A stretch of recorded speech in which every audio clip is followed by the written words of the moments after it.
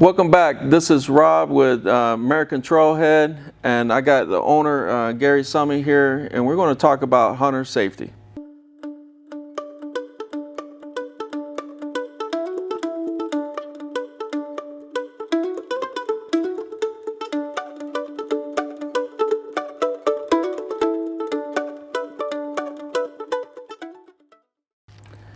And the question is, how do we start, right? We're getting out there. We got a lot of new shooters out there, gun owners. There's a lot of new people coming to our industry.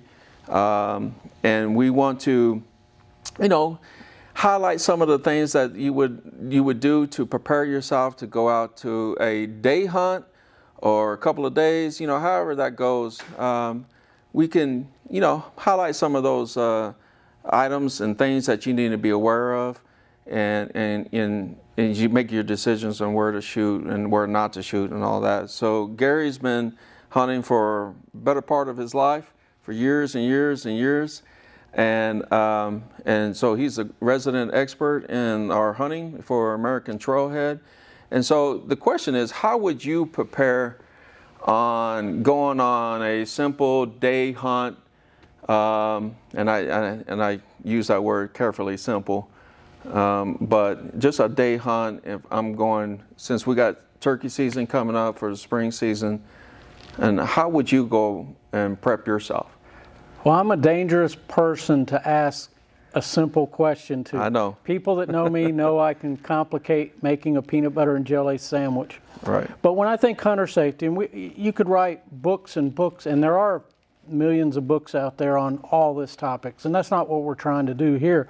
But at the end of the day, I do see, just like I do in business, I see a repeatable model. What I mean by that is whether I'm going on a day hunt or whether I'm doing a 3-day hunt, a week hunt, I'm going a couple weeks, it's very repeatable, the thought process that I got to go through. So I always back up to, what am I doing? What am I solving for? Am I going for a 1-day, just like you said, am I going for a couple hours? Hey, I'm going to take a break. I'm going to run out in the woods, park my truck, run into my stand a mile or two in the woods and sit up, shoot, and run back out and call it a day? Or is it a more elaborate hunt? Or is it a longer hunt? So I always start with that model of thinking, what am I solving for? What am I doing? Just like I do in business. I look at it and I say, okay, what's the scenario? What am I trying to accomplish? Then I look at it and I say, how do I prepare? So there's a lot of questions you can ask about preparation. Right. So if you know where you're going to go, you know what game you're hunting for, you know the area that you're going to, which it's always good to grab an app. And in today's world, you can get Google Maps and you can see the terrain and you can really zoom in.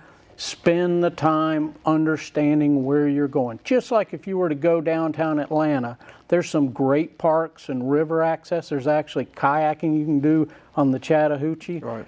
Prep. Understand where you're going. What's going on? How are you getting in? How are you getting out?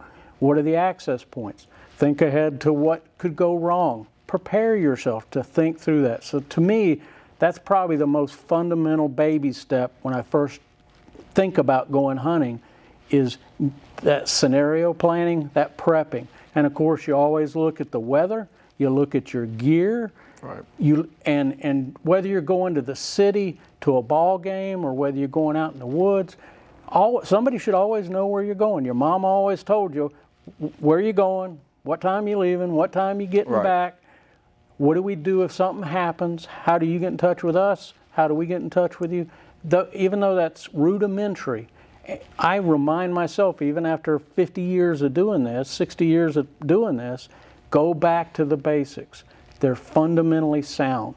Plan before you ever just grab your gun, grab a bullet, jump in your truck and go. Right. There's a lot more. Right.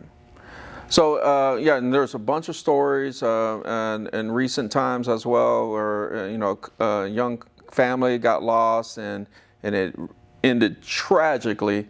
We don't have to go into all that detail here, but you can that'd be the first step. Is nobody knew where they were at, and they left very early in the morning, and so nobody had no idea. until they were found, obviously. But it just, those fundamental steps can, send a red flag when somebody you might not be in danger, or you could be in danger, and if somebody is aware of it and knows where you're at or in that area, then they can, if they have to search for you, the search parameters went from here to here because he got good intel saying, hey, look, Rob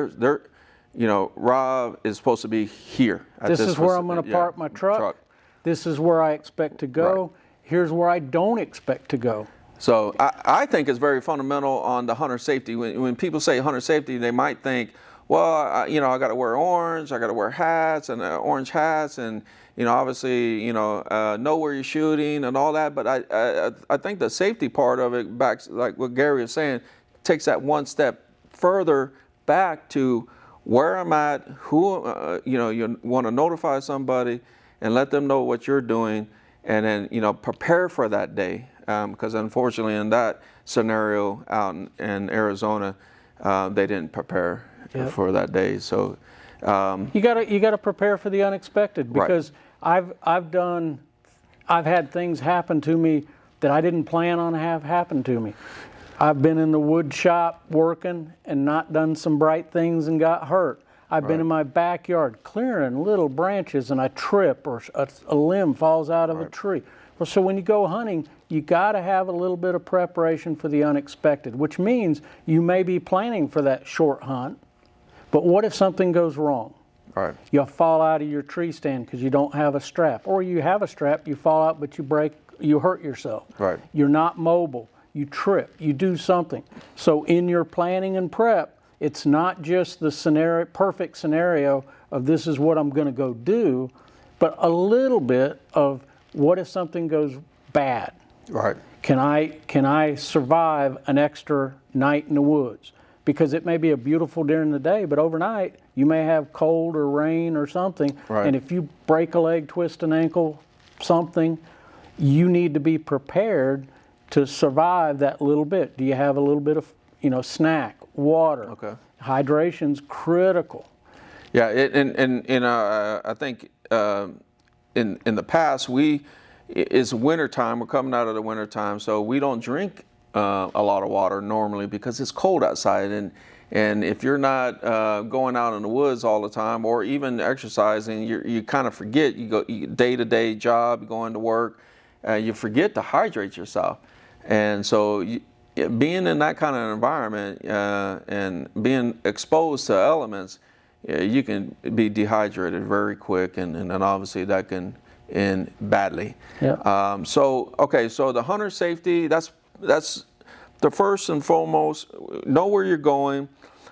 Use Google Maps, or I'm sure there's a ton of applications out there, little apps that can help you, especially to determine fence lines, the property lines and stuff like that, so where you're not crossing into somebody's property and not knowing that, and that can cause problems there, because somebody, you don't want to be shooting on somebody's property. Yep. So you can go from there, and then I guess the next step would be, all right, so you establish all that, you got that, you know where you're going, you're now the type of gear. So on a one-day hunt, obviously what you're shooting or what you're hunting is, say it's turkey, so we're going into turkey season.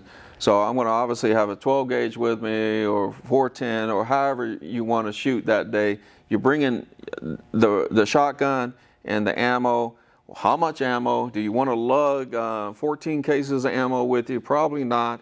But you want to have enough with you, right? So, you're not going to take everything. So that's when I think the item list of, you got to make it either a mental checklist or actually writing it all out and figuring out what. And so, expert here, how would you determine, what to take with you on that first?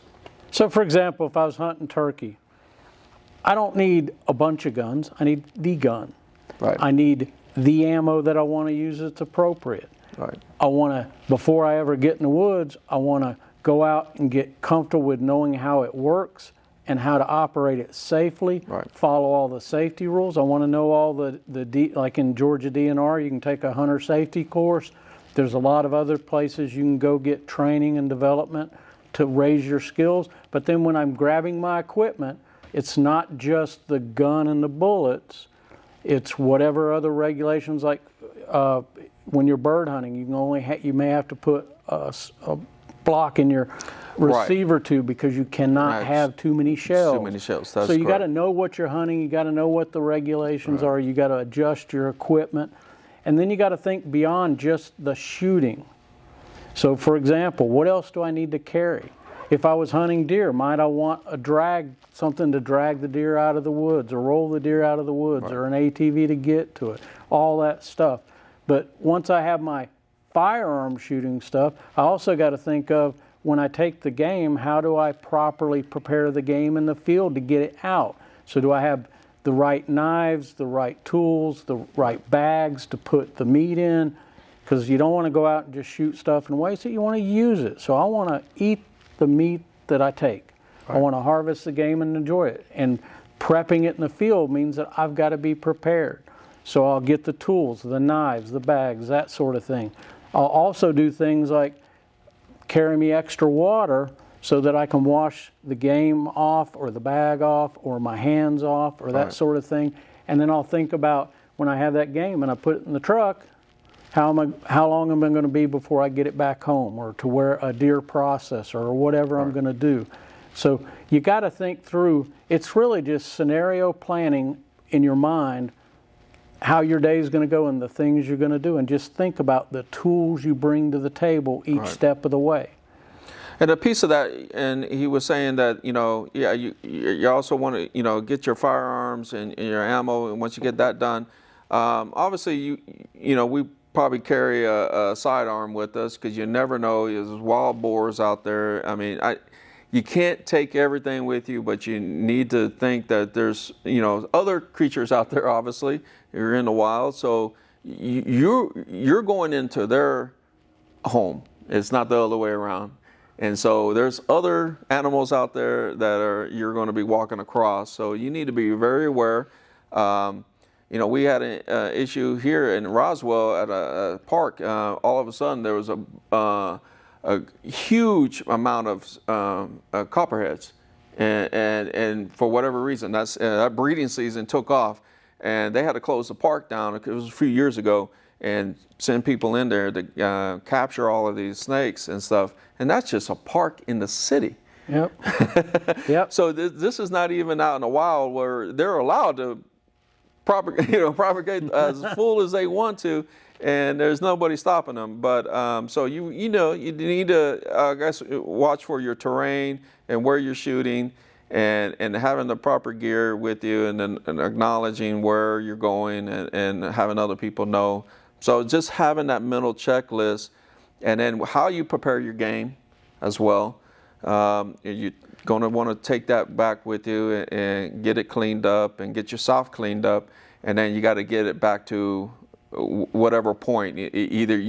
So a lot of people will take a truck into or vehicle into a certain area, and then offload a ATV to get into the deeper part of the hunting area, and then you have to backtrack all of that back out there. How long does that take, right? So you got to add those times to your overall shooting time that you're going to be out there, your hunting time, because the next thing you know, it could be dark and you're out in the middle of the woods. And so I think having a compass is very handy. Obviously, knowing the area. If you've never been to an area, it probably would not hurt to scout that out. Yep. And familiarize yourself with the community next to it, because they're the ones, most likely, if there's an issue going on, they're the ones that are going to have to come out there and get you. Yep. And so we scouting is very important, and sometimes it's not just scouting for game. It's just understanding the area, the terrain, where the water is, where the food is, where your in and out access points are, looking broader to say, hey, if something happens bad over here, what's the quickest way for me to get out? It may not be the way I came in. It may be that there's a way I can go through the woods to get to safety. But you were hitting on something else that's very important. And And what I basically do is I lay out, say, 3 or 4 levels of gear. So they get more complicated depending on what I'm doing. And then I take my little list and I say, well, this falls in the small bucket. Right. I want the minimalist stuff. And then I want maybe another combination that's a little bit more robust. And then if I'm doing something elaborate, maybe something even more robust. But it's the old age thing that, like you hear in the military, ounces are pounds, pounds are pain. Right. What you learn over the decades is on day one when I go out, I carried 100 pounds of gear. Right. I had spotting scopes, I had electronics, I had all kinds of stuff. You quickly learn, well, wait a minute, some people go in the woods with a gun and ammo and their camo and a knife, and they just go and they make it work. You got to find your rhythm of what works for you and what you're doing. But I'd say over time, just keep working your what your pack list is, Right. and keep thinking about, am I preparing for the right, realistic, most likely scenarios? And am I prepared for the worst scenario? Right. I accidentally shoot myself, or somebody shoots me, or I fall out of a tree. You always got to be prepared for those extreme, deadly things. Right. And then all the other stuff is kind of your thought process to what's important for what you're doing. But there's always some fundamental basics. Plan on something. At my house, Murphy's Law is always there. Something Right. always goes wrong. Right. So I always want to be prepared with a little water, a little food, a little compass, a knife, first aid kit, Right. things to cover that. And then I just manage the rest of it depending on what I'm doing and where I'm going. And we'll talk more in depth because we're going to develop a kind of like a first aid kit to take with you, and just tourniquets and all of that stuff. So part of that gear list could involve a few tourniquets as well. And I long story short, I had a young private in the woods on base. It's as secure as you can get, and they're doing their training. He trips and falls, and a branch actually punctures his lung. It can literally happen that quick. I mean, he was standing 1 second, takes one step, falls over, and a branch and so if you're out in the woods, I mean, we were all there, so it was a matter of, in 10 minutes, he was at the hospital. Speaking of first aid, one hint, lesson learned from my experience was if you take prescription drugs from the doctor, whatever it is, asthma, diabetes, or whatever, Right. I may be going for a partial day, but I'll always pack 2 or 3 days of meds, so if something bad happens in the woods, I got my prescription medicines with me, and maybe it's an inhaler, whatever it is. Have a little bit extra just for that worst case scenario, and stick it into your first aid kit. So so you're thinking about all of this. You got the hunter safety, where you're shooting, the gear. You get through all that, and you're like, okay, I'm ready to go. And so you found your location. It's it's as safe as it can be. Now, what position are you going to fire? What's your firing angle? I mean, what are you standing, or are you in the tree stand, or are you prone? I mean, you got to kind of figure that out. I mean, knowing the angles can help, one, for the safety, and then safety for you, for other hunters are out there, all the angle parts, and then your firing position as well. So obviously. So that goes back to things like training. Right. And getting out in the field and practicing. It really is just scenario based. It depends on what you're hunting. It depends on the terrain. It depends on a lot of variables.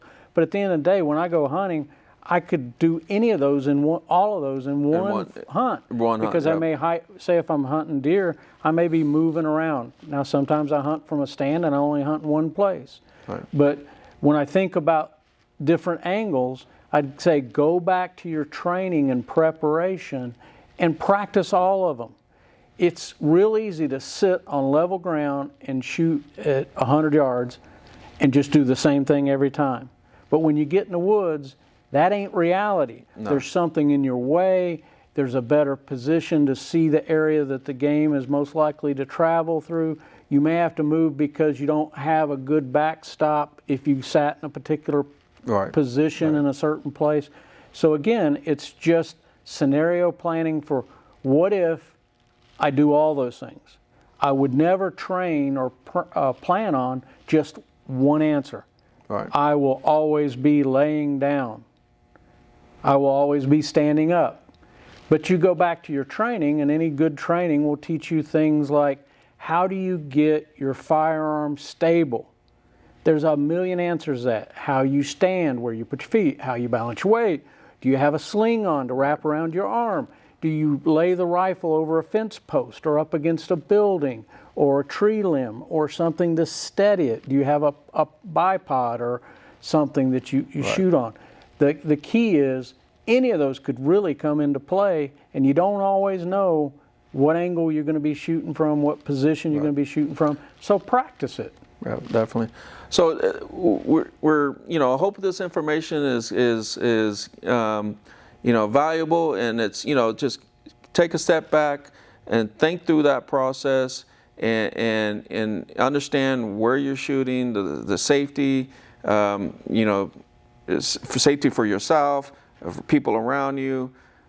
Be aware of what you're shooting, and how you're going to your firing positions, your angles, and hopefully you'll have a very successful hunt. Bring everything back, get it all cleaned up, get it prepared, and enjoy what you've been out there shooting all day for. Yep. And realize that, when we talk gun safety, Rob likes to say, the first rule of gun safety, have fun.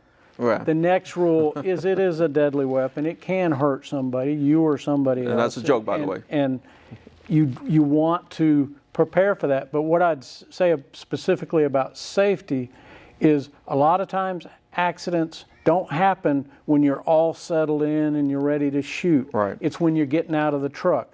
It's when you're climbing a fence. It's when you're going up a ladder. It's when you got excited, you shot your game. Remember, gun safety. Gun safety. Put your gun on safe. Watch where you point the muzzle. Be very careful as you're getting excited about that great turkey you got before you just go slinging your gun around. Safety happens from the time you get started before you're ever in the woods to the time you put it up back in the gun safe at the end of the day. Right. And you just got to think safety has to be second nature to you.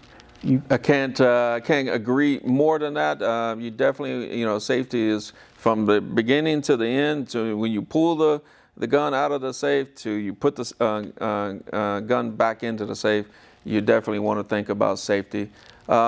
I want to thank Gary for his time and his expertise in hunting. We're going to have more on this subject, and we can break it down a little bit further on guns and ammo and first aid kits and apps to use and all of that. We'll have that coming, and we'll see you next time, American Trailhead. And please visit us at AmericanTrailhead.com. Thank you, guys. Thank you.